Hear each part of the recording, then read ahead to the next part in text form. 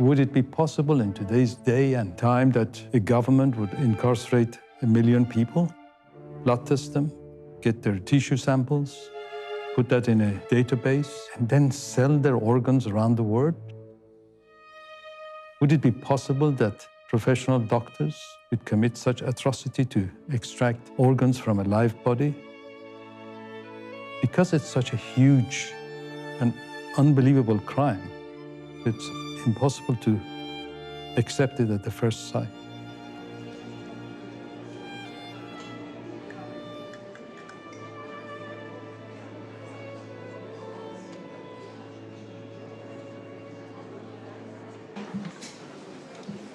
Please rise. China Tribunal, final sitting. Sir Jeffrey Nice, QC, in chair. Please be seated.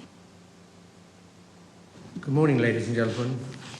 This is the judgment of the tribunal.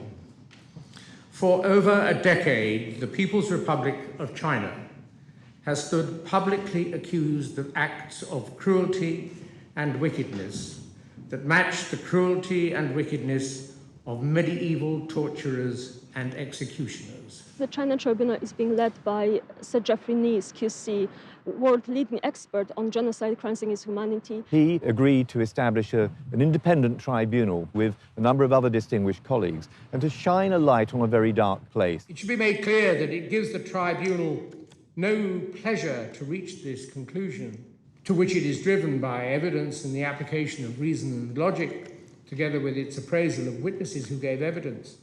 Over 50 witnesses testified. Ms. Yang, is this your statement? 杨女士，这个是不是您的证词？是。 Yes. Are you going to give your evidence in English or in Chinese?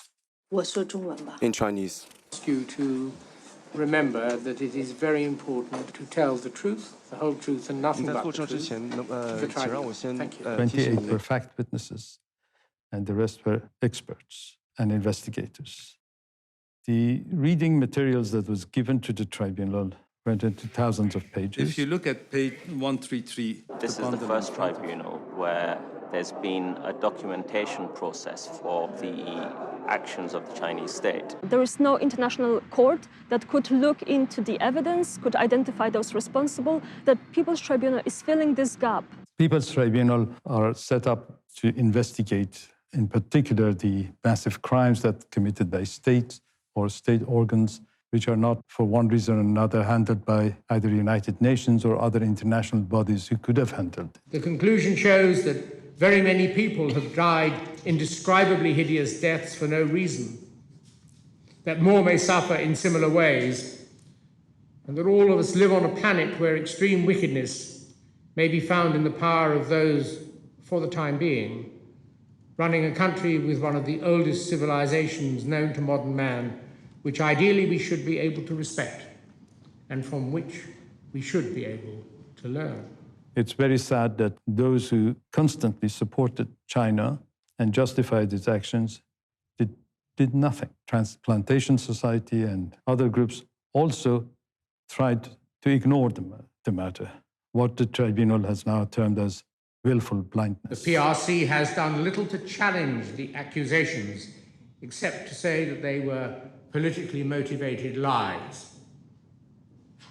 And governments around the world and international organizations, all required to protect the rights of mankind, have expressed doubt as to the accusation, thereby justifying their doing nothing to save those who were in due course, it is said, to be killed to order.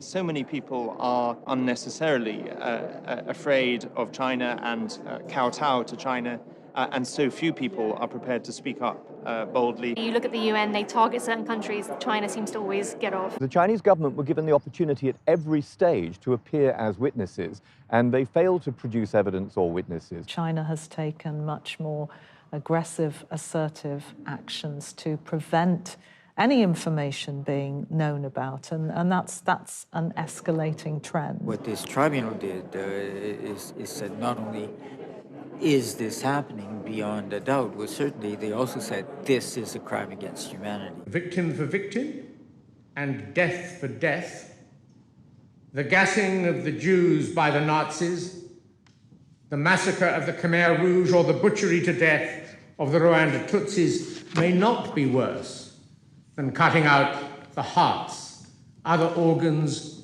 and the very souls of living, blameless, harmless, peaceable people. Now, this tribunal has concluded that certain that Falun Gong is a source, probably the principal source of organs for forced organ harvesting. The report adds that whilst it doesn't have sufficient evidence to reach the same conclusion for the Muslim Uyghur community, it says the vulnerability of the Uyghurs to being used as a bank of organs is also obvious. It's being called transplant tourism. That's where people are now flocking to China to get needed organs. Would you say that the majorities of these operations do result in the deaths of people? They all result in the death of people. Like, for example, we all know about somebody going and buying a kidney in a back street somewhere in a poor country.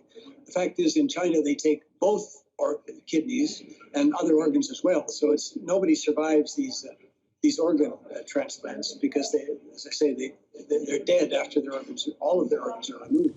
Doctors killed those innocent people simply because they pursued truthfulness, compassion, and forbearance in the case of Falun Gong practitioners and lived lives of healthy exercise and meditation that was seen as dangerous to the interests and objectives of the totalitarian state of the People's Republic of China. This is a very uncomfortable truth, inconvenient truth.